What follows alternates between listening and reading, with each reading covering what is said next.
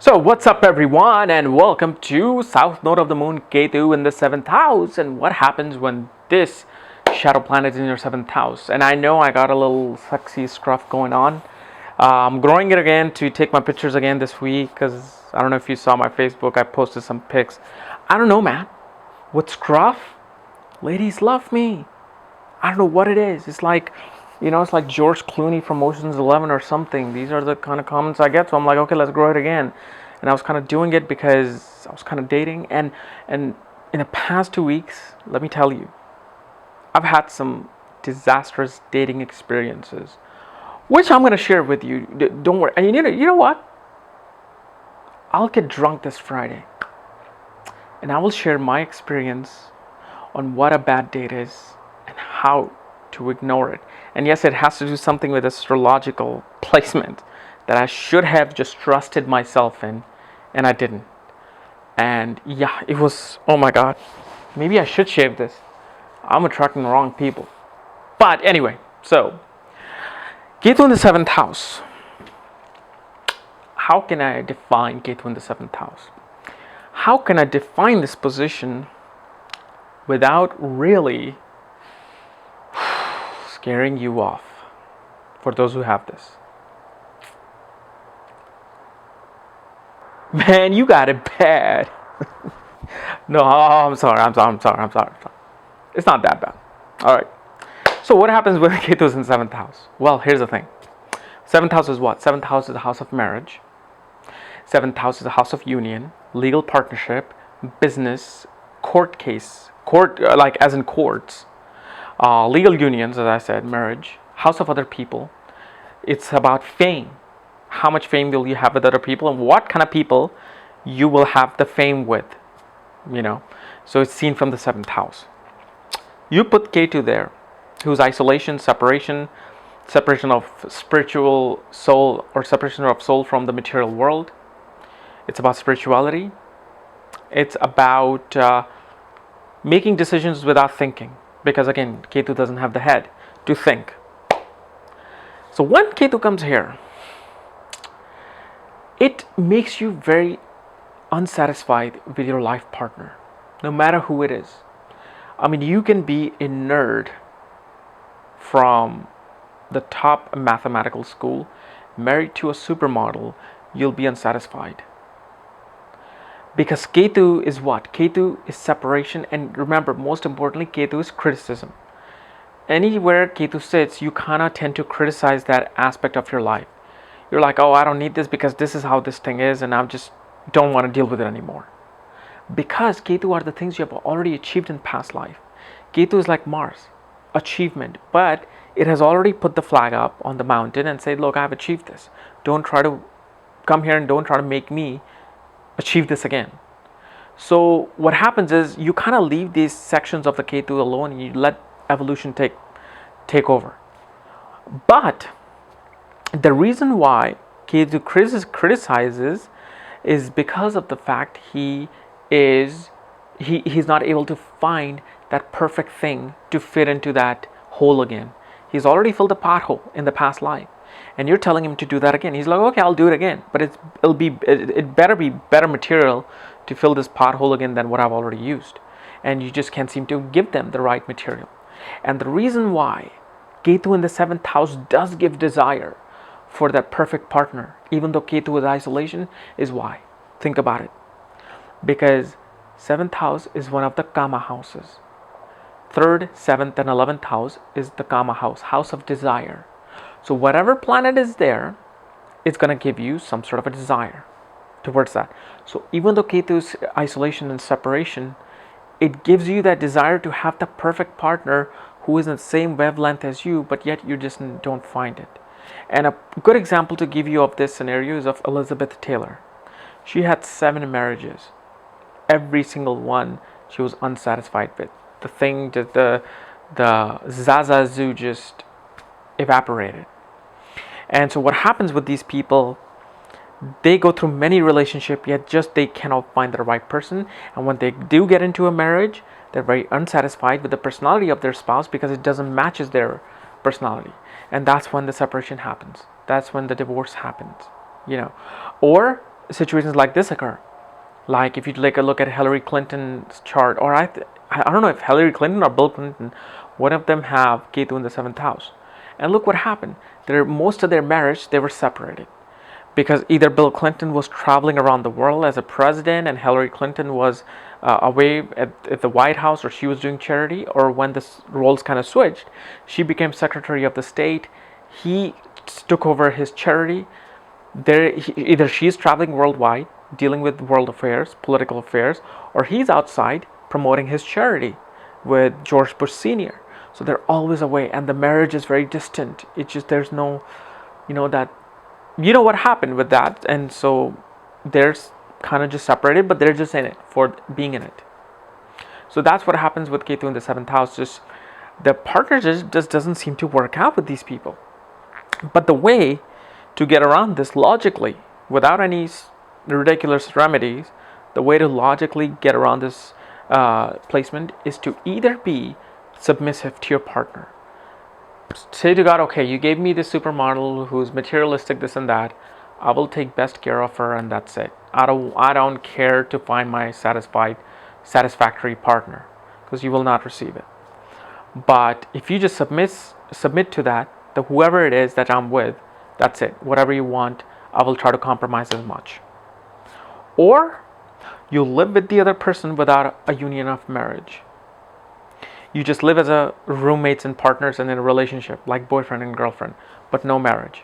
Then a marriage or that union can be sustained, because as soon as you turn that into a religious legality or a society legal vision, where society looks at it, oh yeah, this is a union, this is a legal union, that's when the trouble comes into play. So try to do one of these two things if you want to be outside the wrap of Ketu. Because remember, Rahu is where your goal is now in this life. Nature is telling you. This is why nature has decided that, look, in past life, since Ketu received the things you have achieved in the past life, you took care of people. You took care of your significant other to the max. But you didn't pay any attention to yourself. So in past life, your health suffered, your mentality suffered, your psycho balance suffered. So in this life, you better concentrate on the self, which is the 1st house where Rahu is. So now you want to take care of yourself, worry about yourself first before other people, and that's where you're going to be most satisfied. But again, that lust is there for the other person, because first of all, it's a Kama house where Ketu is there. Second, Rahu is aspecting the 7th house, so it still gives that desire for the other partner. But you just don't seem to find it, because Ketu is saying, look, I've already achieved this, bro. Look somewhere else. Okay, but that tug of war is there, man. Tug of war is there. Even in business partnership, you're better doing business alone than doing with some partner, because it's going to break. Now, from 7th house, Ketu looks at this 11th house, the ascendant, and the 3rd house. So let's discuss what these aspects do for Ketu in the 7th house. So, from the 7th house, Ketu is aspecting the 11th house of your hopes and wishes, your incoming gains, your network circle, your elder siblings, your ascendant.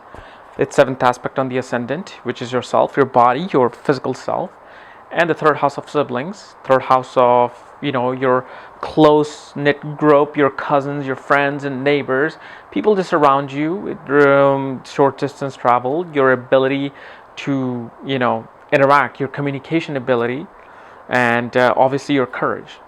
So and remember, Ketu's drishti is on the 2 Kama houses while he's sitting in the Kama house. So this placement actually now isolates you from all these places. It separates you from your goals, hopes, and wishes and desires. Like, especially in Ketu Dasha, you will see this, where Ketu will separate you from your network circles, your elder siblings. It'll also create separation and this isolation from your own siblings and cousins. And no matter if it's through fighting or through arguments, or you're just living in a foreign land, it separates you from all these aspects.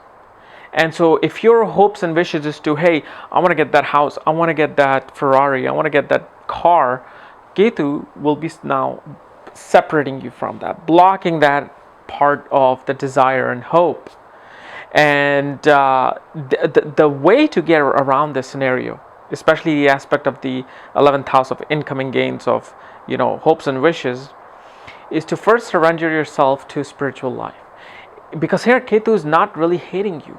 It's trying to tell you that the things that you're looking for, the things that you want, it's not really the reality. It's an illusion. Learn about reality. Go awaken yourself. Go through a spiritual process, especially in Ketu Dasha. Try to find who you are first before you desire for other things, is what Ketu is saying. And then Ketu looks at the ascendant. And when it looks at the ascendant, it kind of makes you desire a partner who will complement you. So that tug of war comes into play. Why? Because Rahu is already there, wanting you to pay attention to yourself more, and you want to be out there, be known. But at the same time, the reason why you can't find you find an unsatisfactory partner is because directly opposite is Ketu, who's blocking that. So Rahu, who wants to feel compatible with the other person, he's not able to. And because Ketu is now aspecting the ascendant, it now wants to make you feel like, okay, without me, the ascendant is nothing. Or without the ascendant, the partner is nothing. So it's just a tug of war that you go with this. And especially, this is kind of a harder place because it's a house of desires. It's a Kama house. Houses of desire are not easily given up by a human being. Because houses of desire are pretty much your essence of being in a three-dimensional bhuloka. Loka where you have a desire for something. So 7th house desire is there. But because of so many failed relationships, they eventually just give up on that and they find a spiritual path. And then Ketu looks at the 3rd house of siblings, your friends, your cousins, your neighbor, like the whole 3rd house thing that I told you. It isolates you from that. So it kind of what it does is either it'll separate you from them through distance, or even if you're all living in the same house, you'll feel like you're not connected with them mentally. This also kind of blocks your communication skills. You're not a very communicative person. You will feel isolated in the world. And the more you will force yourself to be communicative, the more you will kind of lose the sense. The more you will feel that through my communication, people are just running away. What's going on? And that's because of the fact, Ketu's Drishti is on the 3rd house. And because 3rd house is a house of courage, and because 3rd house is a house of your efforts, and Ketu is now isolating you from that, it creates fear into your efforts. You can put efforts, but it'll create fear into them. You'll be again like the Saturn in the 3rd house thing, where you're fearful of your actions. Like, okay, I'm putting this investment, I'm doing this thing. Is it going to be okay? Is everything going to pan out? Am I not going to lose everything?